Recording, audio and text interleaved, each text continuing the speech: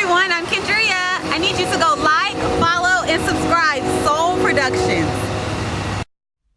What's up, everyone? And this is Next Level Thinking.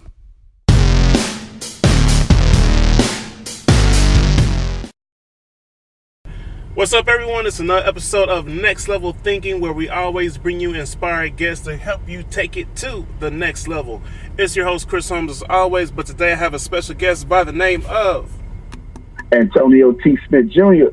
Awesome, nice. So let's go ahead and hit the groundwork. Tell the audience just a little bit about yourself, and we'll go more in depth with this podcast interview. Yeah, most certainly, man. I was born in 1981 and spent most of my childhood homeless all the way into 1997. So I spent homeless from 1985 to 1997. I eventually got adopted in 97 and then went off to the Army. And I remember as I was sleeping one of these little dumpsters, as I was homeless, I look up and I say, man, I want to be one of those blinking stars. And then I realized it's not a blinking star, it's an airplane. And as I'm sitting here homeless in Galveston City, can't afford to get outside the city, I say, wow, it's got to be amazing to be on airplanes. So my mind went on traveling in these airplanes. Well, today, ladies and gentlemen, that's what I do. I travel the world, the whole world, all continents on airplanes, teaching people how to get out their trash cans. And that's what I do for a living. I'm happy enough to be what they call a self-made millionaire. And I like to give back to people like Next Level Thinking Podcast. How about that? Nice. Now, I got to go ahead and hit on this part, so the homeless part, a lot of people, and I mean, that right there itself, I'm not going to lie, gives you a credible amount of edge, because you come from the bottom and now you rise to the top. So you pretty much say any kind of adversity that comes at me, I can't overcome. So go a little bit more in depth and detail of like the change in the mindset coming from the homeless into like sparking that, thing, that light bulb that goes off, like something needs to change. Because I feel like a lot of times we say this can't be done. We look at our own situations and we think that it's impossible. But from you coming from that aspect, I feel like this would definitely be motivating to inspire people to overcome their own adversities. Yeah, no doubt. Well, first off, it was a real deal homelessness. I don't mean from couch to couch and nothing like that. I started off in foster care, ran away from that, and literally spent most of my childhood inside of a city dumpster. And, a lot of bad things happen, from rape, molestation, selling drugs. I mean, you name it, whatever you think comes with homeless life, that's what happened. And the mindset for me is absolutely insane. For me, I feel that I have a better opportunity being homeless than all of you out there feel, because I never had parents teach me low self-esteem. And most of the people I coach today, their parents accidentally jack them up. Money don't grow on trees, Chris, and money don't, what do you think? I'm Rockefeller, all that stuff I never had. So I never had any bad influences. So it was easier for me to become a millionaire than it is for most people with great childhood to become a millionaire, because I didn't have any rules. And that's like one of the most important things that I can tell you, bro. There are no rules. And that is the basis of my mindset. So really, it wasn't a shift in my mindset. It was an acceptance of keeping my homeless mentality, the goodness of it, and then bringing it into the business world. And I like how you put on that, because it's funny you mention that, because a lot of things that I read and listen to, and widen my, thoughts on different things, and the fact that you brought up the part of parenting.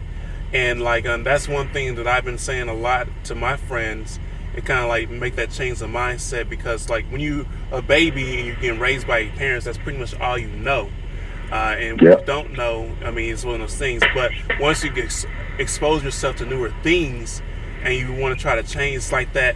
It's like you're trying to. It's like an airplane getting ready to take off. It's going over all these different things. Got to go through turbulence and things. And when you're trying to make that shift, that's when your people close is going to start challenging or attacking you, even from your friends, family members, mom and dad, because it's a different mindset. And I like how you, because I've been told that a lot of times, like, money don't grow on trees. We're meant to struggle all our life. Even like the stereotype, well, the white man, this and all these different kind of things.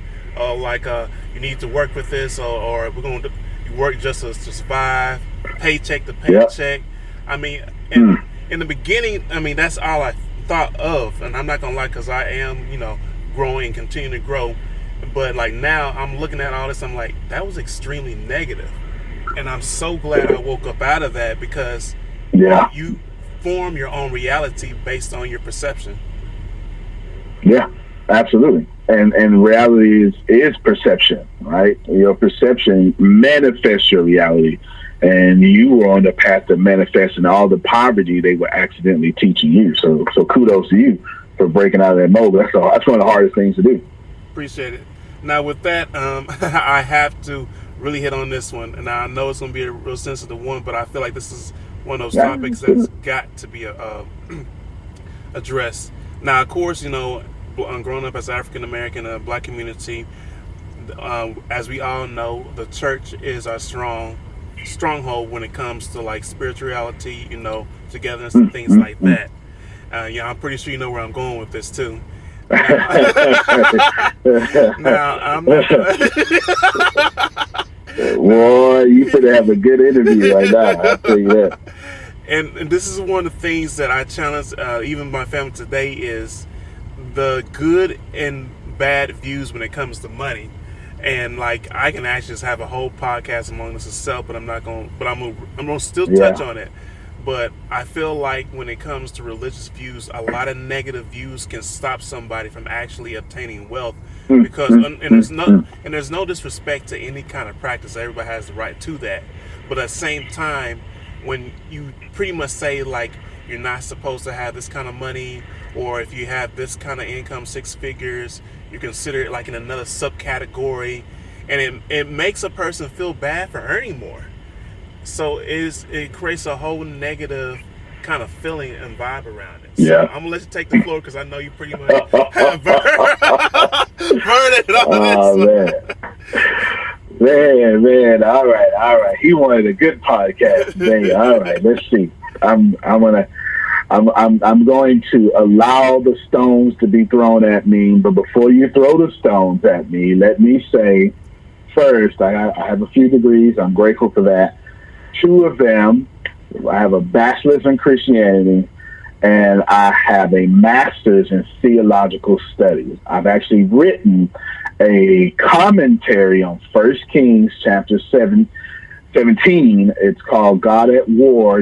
I'm not trying to plug it. I'm just trying to tell you that I am a scholar in the church world. All right. Now that I mentioned that. So he knows what he's talking about, because I know I'm going to get some critics behind this too. Yeah. So I just want to say, when you throw stones at me, you're going to be throwing stones at one of your brothers and one of your scholars. But the black church is one of the worst things that ever happened to black wealth. Period, point blank. It's the truth, and I'll break that down economically and historically. Let's do economically first. The church is like a casino. A casino sits inside of a neighborhood and takes from that neighborhood and never gives back. That's what a casino does. The people go into the casino, take their wealth, put it in the casino, and the casino takes its wealth and never enhances that community.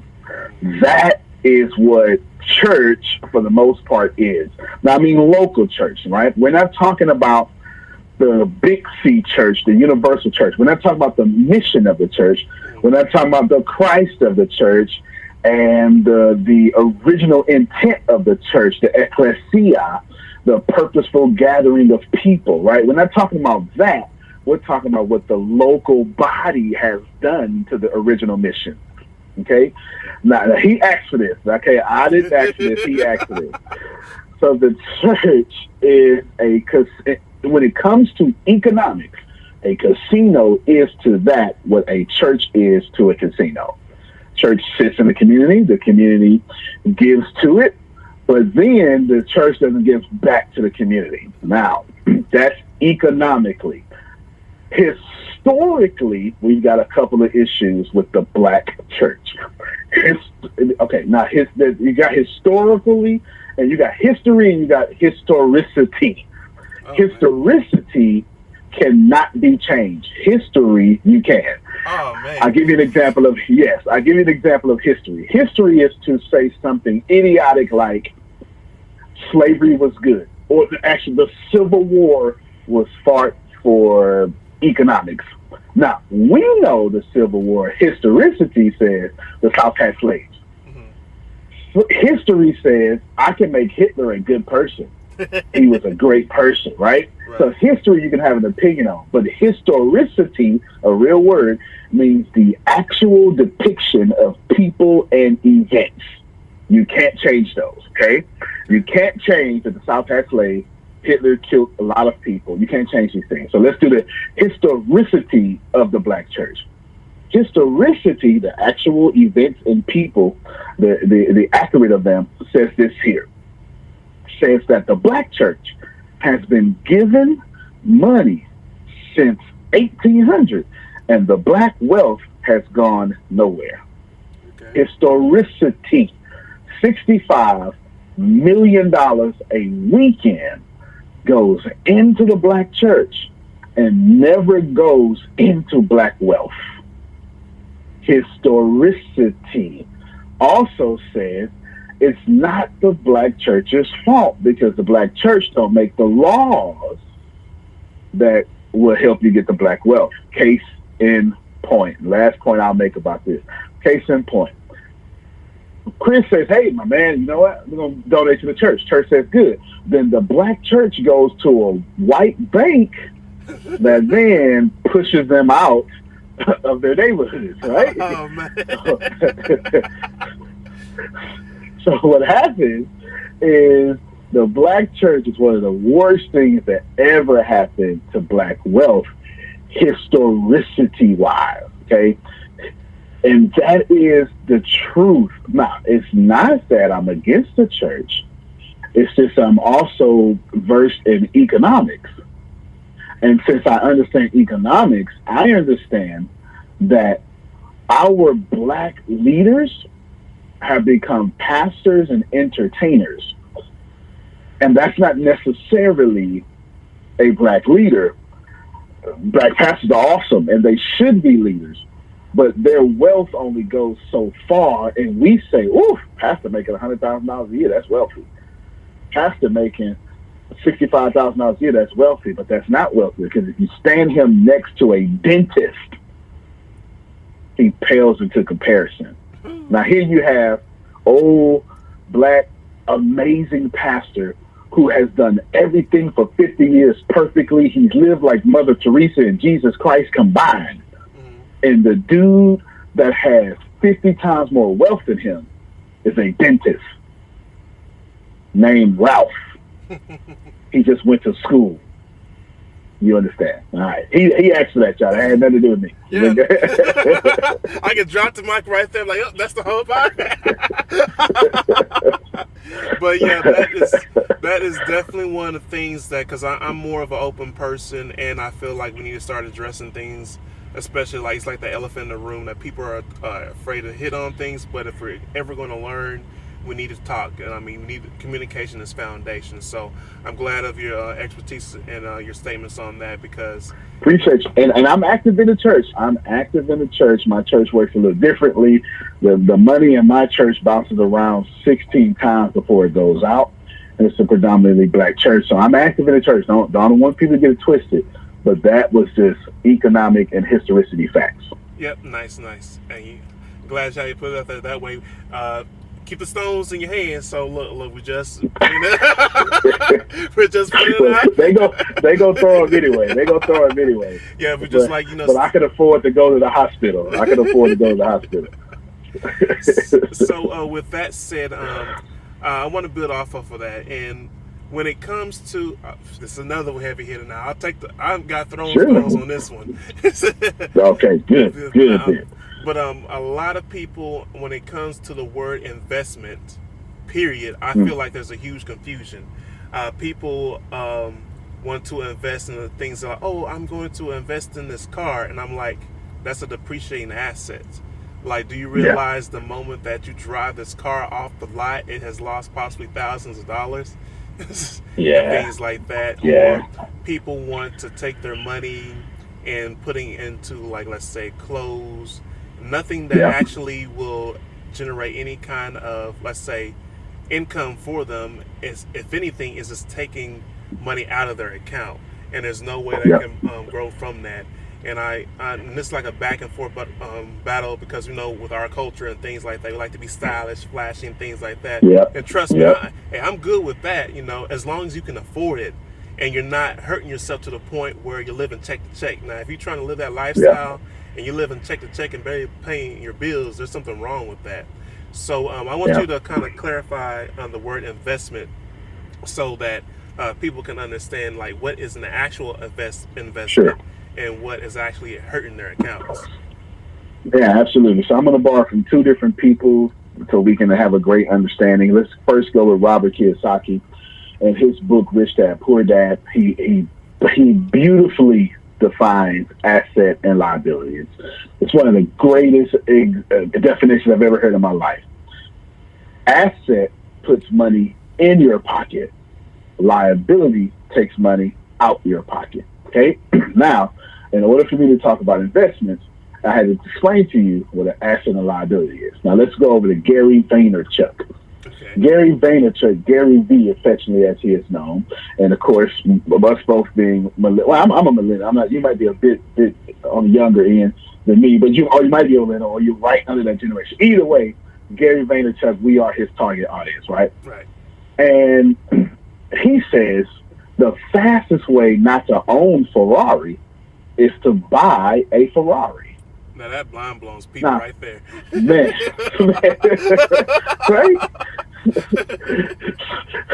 So when you put the two together, you have a accurate depiction of what your investment should be. Let's go back. Number one, an asset puts money in your pocket. That's probably what you want to do. Gary Vee says if you buy a Ferrari, that's a liability. You just wisely said depreciate an asset, right? If you buy a Ferrari, then what's going to happen is you don't own the Ferrari. So an investment should be something that's putting money in your pockets, ladies and gentlemen. It should be something that works for your wealth. It has a return on investment. It's in a vehicle, and it's money that makes money for you. To say it in more hood terms, your money should get pregnant and have babies. I love that. Right? Yeah. That's an investment. Nice. So definitely like that. And then I know like how you threw it on the street terms, because people are going to be like, what the heck is they talking? Like, no, look, we're going to put it out there like this. Because, you know, this is an even playing field. We all can learn. I know we all have our different ways of saying things, but the reason for is all of this all together is just so we can learn. All right, so with this, you know, you keep building up the energy and put some more value into this podcast. Yeah, people are talking about this one. All right, so so here's another hard one that I challenge my friends on too, is when it comes to reaching your dreams, destination, your goals and things like that, it's going to get to the point where you're going to have to cut off some people. And when I say that, people like, no, I don't want to cut this person off, but you got to really like look in the bigger picture. It's like, if you know that your destiny or your dream has people surrounding you with positive energy, you know, with wealth, encouraging you, challenging you to go outside your comfort zone and things like that, it's not going to be people that's going to be always constantly talking negative about you, criticizing everything you do, telling you to do this, which will hurt you, either yourself or your own wealth investments, or try to cheer you onto the wrong path just so they feel better that you're not rising fast to them. And that's like the worst thing, because I feel like when people have these big dreams and things like that want to obtain, but at the same time, if you're holding on to luggage that needs to be let go, you're not going to reach it. It's like you're trying to reach the door and it's like, I can't reach it. And the person at the door is saying you got to let go of the luggage to to kind of reach it, and then like, but I don't want to. It's like, well, you can't Yeah. get to this door. You got to pick. Yeah. Yeah, definitely, man. I'm glad you're so young, but you're so wise. You got to cut people off. I'm just try to give it to you as real as possible, but as kind as possible at the same time. Everyone who loves you isn't good for your future. I'll say that again. Everyone who loves you is not good for your future. You have this great dichotomy of things. You got Chris Soul Productions. Chris has family. Chris family loves Chris, but Chris family don't trust Chris. Ooh. And see, this is what happens because they saw Chris boo-boo on himself in Pampers, right? They remember Chris had to borrow $20 from them.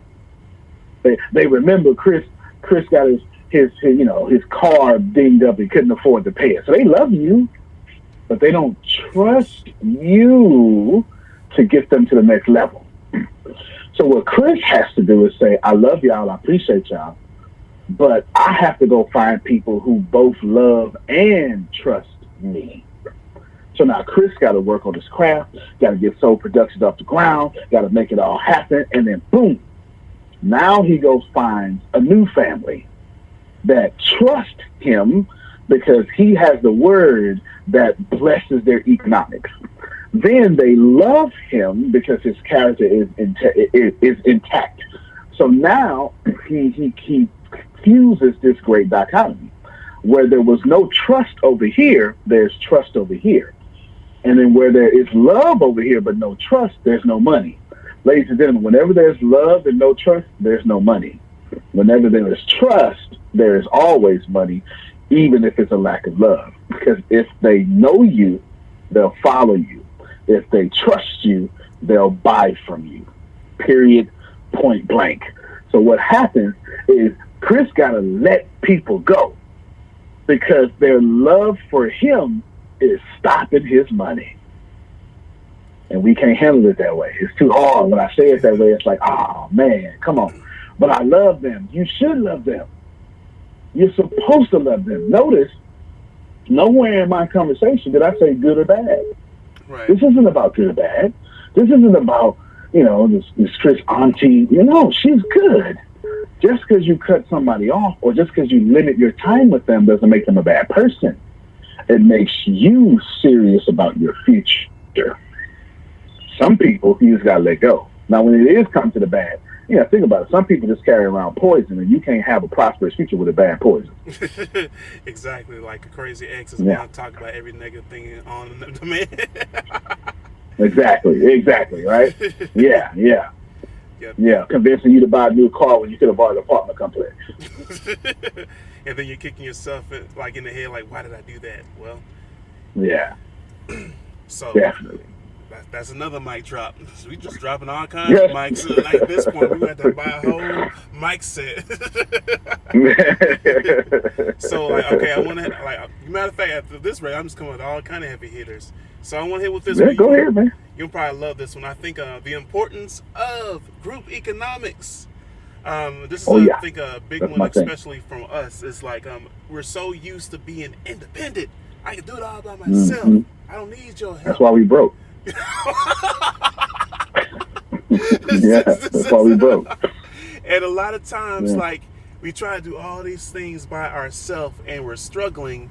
And here is the prime example. In my neighborhood, we have that going around. I can do it all by myself. Look at me. I had this car and all that. And I saw this and the Hispanic family take this house. It was probably the most crappiest house on the street. And I was like, yep. They bought this house? Seriously? Keep in mind, This is way before I was thinking like this. And I kid you not, within 2 years, it was the nicest house on the street. It had a fence, had newer cars coming there. The family, it was pretty much this house was the nicest one. They all together. You can see the growth, and the rest of the house is all messed up except for that one. But the funny thing is, they all came together and they were living in that house togetherly and collectively. Yep.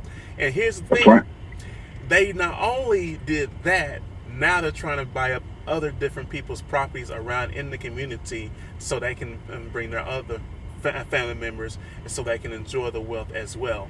And I think the biggest issue when it comes to us, and I'm just talking being honest because we're all guilty with it, is there's so much more we can do together and collectively, but we allow our own ego and trying to prove somebody else is wrong, like I can do without you, and which prevents us so much from attaining so much more because of what we're just trying to prove. I got so much to say. Okay, remind me to end with giving us the benefit of the doubt. Just remind me to do that. Okay, just remind me to do that because the last statement you just said, you're right, but it ain't our fault. But we're gonna get there. All right, group economics. Here we go. Please know that you brought up Hispanic family, and we can bring up an Asian family, a Jewish family. Please know my kings and queens, my young black folk listening to this podcast. Please know that you can take your wonderful business idea over there. They're not going to invest in you. It has nothing to do with racism. Nothing. The Hispanic family, it's not racist that they're not investing in you or your business. It's not. That Jewish family, it's not. They understand group economics. They understand that to invest in you is outside of their community. And that's now money going outside of their community. And it weakens them when their money goes outside their community if they're not strong. I want you to remember that because that's what's wrong with us. Let's go deeper. In order to have economics, you must have a community. See, when Soul Productions started off, Soul Productions was up against the wall, should have failed, because as Chris is black, Chris has no community. And where there's no community, there's no economics.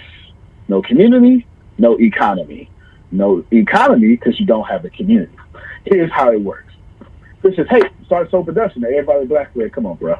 I can't support that, man. You understand? And what he had to do is he had to drive up out his community and go find people of other cultures to support him. Oh, man. Come on, man. Am I telling your story, man? Yeah, that's why I'm laughing. Because I'm like, all right, keep going. Right? And then when some white folk and some other folk did it, then he looked cool to the black folk. Oh, bro, okay, man, I knew you was going to make it, bro. See, it wasn't until another culture raised up Chris Hayes and said, he's a winner. That's when our folks said, all right, I can fool with you now. Because we drive, as soon as Chris announced his business, we go all out our way to drive 95 miles past all our communities and say, please, other cultures, could you please take my money? That's why they win it. They win it because they got all their money in group economics, and they got all your money. They get paid twice, don't they? They get paid twice. They get paid when they get paid, and they get paid when you get paid. That's group economics. Group economics is understanding that we rush to go to Starbucks.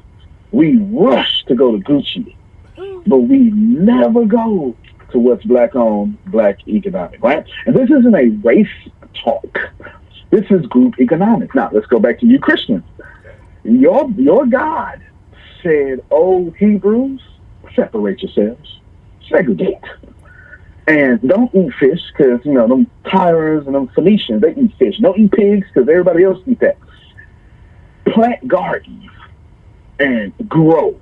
Have your sons marry daughters and don't dwindle, and then pray for the country you in, because in this prosperity, you'll have prosperity. I promise you, I just quoted pretty much from Genesis to Jeremiah. I really just did. Now check this out. Your God said, segregate first, become wealthy among yourselves, and then mingle with the world. We got it completely backwards, don't we? Yes. We got it completely backwards. we try to get with the world, right? We try to do everything instead of coming together. Now, let me defend this real quick. Actually, let me say one more thing. Then what happens is, you'll never see an Asian man of any descent at a soul food restaurant at 8 o'clock in the morning. You'll never see it. You never see it Saturday, 8 o'clock in the morning, waiting for us to open up. You'll never see it. But you will see the opposite. You will always see the black community in another community waiting for them to open up. Group economics. Now, let me tell you why it's not optional. I got to give us the benefit of the doubt, though. I was about to say that. Yeah, I was about to. Yeah. Got to give us the benefit of the doubt because the system is designed that way. The only way you can't have too much jazz, can't have too much rock, can't have too much country, can't have too much salt. But the only time in the Western world that you can have too much is when it's too black. There's laws for it. There's laws for it. When the slave codes, if there were 6 or more black people gathered, a white man must patrol it. And it's just laws. And go ahead. And I'm glad you said it too, because I basically this is like confirmation. Because while running the business, of course in the beginning, I try to go. I was thinking okay, all the black people in the community is going to help me grow and things like that. And I was hitting those brick walls, exactly what you're talking about. And now what I'm realizing and to this present day is, okay, I'm going to still support my community. Most definitely, I'm going to give back. But I know in order to get my business to the level that it needs to get to, I'm going to have to reach and hack into different communities and cultures and things like that. So I'm going to be well balanced out. Because the last thing I want is, okay, they see this production company and be like, oh, it's a black production company. I just killed more than 0.5% of my possible customers. That's right. Just because of that. So now I have to kind of show different cultures and races and things like that. So instead of just saying, oh, it's a black production company, they can be like, oh, it's a production company. That slight wording means a whole lot in the long run. Especially when you use the internet, because the internet doesn't care. The internet doesn't care if it's a black production company. It could be a black production company. If you about your business, if you can add value, the internet don't care. That's the beautiful thing about the internet. The internet is making people rich of all types. This is why they're trying to regulate it. The internet does not care about racism. Now, your Facebook comments care about racism, but the actual internet doesn't give a damn about racism.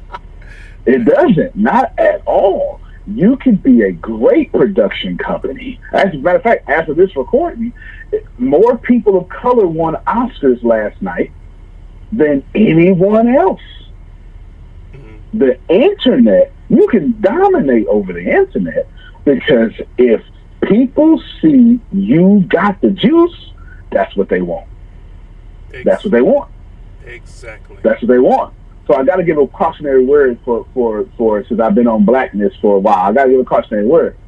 I have to tell you all that the system from the slave codes in the 1800s, starting in Maryland all the way to now, we actually started with the doctrine of exclusion. And you can actually Google these terms. Doctrine of exclusion said that blacks could not benefit from any fruit of labor from that whites would get. No prosperity could benefit. After that, the slave codes came and etc. You can actually Google these terms: doctrine of exclusion, slave codes. I challenge you to do so. You'll see it yourself.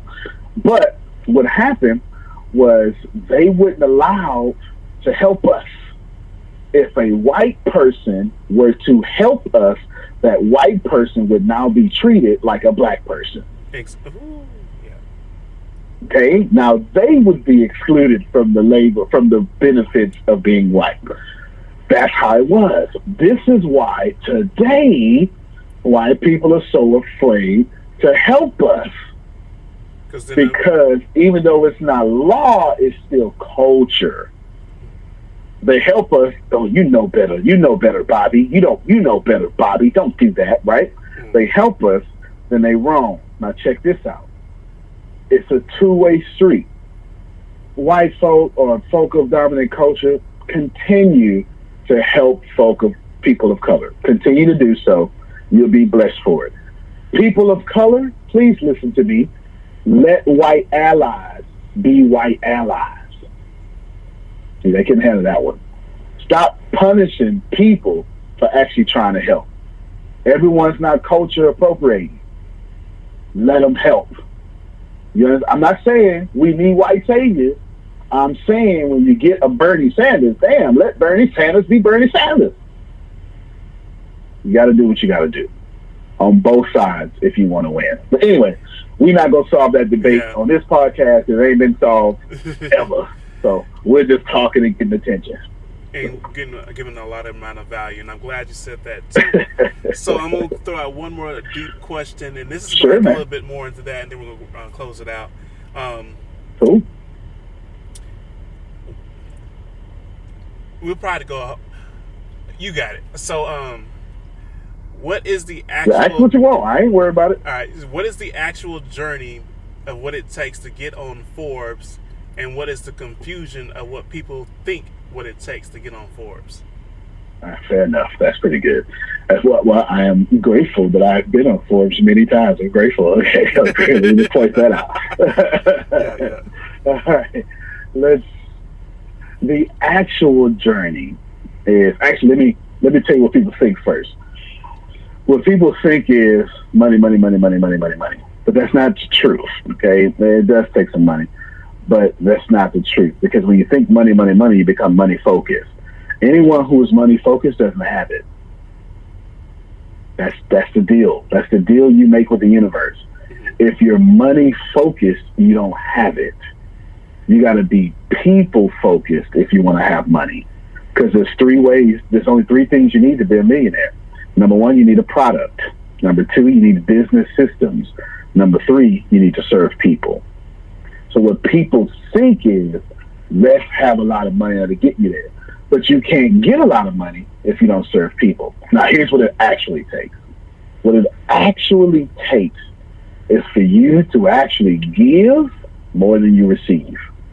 I know that sounds Gary churchy, to the but it's still real talk. Yeah, right. Gary Vee you're absolutely right. It's the truth, because you can't look at the ground and say, "Hey, ground, give me some bananas." What? That ain't how it works. No, until you give bananas, you ain't gonna get no bananas, right? You can't say, "Ground, I want some oranges right now." No, the ground's gonna be like, "What? What you talking about? No, I can't give you nothing. You ain't gave me nothing." And it's the truth. In order to get on Forbes, let's face it, I make a lot of money, and I'm on next level living podcast. You know what I'm saying? Like, I'm rocking with Chris. I done shot it out Soul Productions 5 times? Yeah. You understand what I'm saying? That makes people go, "Oh, that's a cool dude." Like, I'm not trying to be selfish. I encourage all of you to go buy all this man products. Please, by all means. And in fact, he's going to be a great host, and he's going to say, "Antonio, can you tell us how to contact you?" And I'm going to tell you what I'm going to say, y'all. I'm going to say, "I would love for you to contact me, but I need y'all to do me a favor, go through Chris." Oh, man. And have Chris tell you how to contact me. Because I need you to touch bases with him before you get to me. And if you try to come through me, I'm going to send you back through him. And I'm going to throw out a caveat. If you go through Chris, I promise you on my word on this podcast, I would give you one of my $17,000 courses that teaches business, sales, and marketing for free. As a matter of fact, Chris, when we hang up, I will send you the link that only you'll have that'll override the price. And anybody go through him. You want to get in touch with me? Go through him and get that link. That's how you get on Forbes. That's how you get on Forbes. And a serious ass plug. You already. There you go. Before I even got to the end part, you pretty much I was like, okay. Took care of it already for you. I do this for a living. I took care of you already. Yeah, man. That's how it is, man. Yeah, go back to him because he earned access to me. And how dare you skip over all his hard work and his network, because I'm part of his network now. You don't skip over his network in order to keep him relevant, in order to sow a seed into Soul Production. Man, you go through him to get through me. Now all three of us are connected. and the connections and the network has just got that much bigger because now all of us are connected because we didn't skip. There we go. Okay. That's how you do it. Now, if somebody out there real and they going, yo, Chris, man, tell me about that dude. That dude was real, man. Tell me about him. Like, because real recognize real. Like, I'm not trying to impress nobody, but real recognize real. And right now, I'm looking real familiar to somebody out there listening right now. And somebody gonna say, man, that was a cool dude, man. When he coming back home? Yeah, because I can already. That's how you get the Forbes, man. Yep, exactly. So, well, with that, I'm gonna have to definitely end this a little bit different. Take it off. So, with that said, appreciate the time for you giving all those golden nuggets. I'm taking notes of myself, of course, learning from you, and that's what it's all about. So we're going to go ahead and wrap this up. It's your host, Chris Holmes, as always, bringing you inspirational guests to help you take it to the next level. And with my special guest, who's on Forbes by the name of Antonio T. Smith Jr. Peace and much love.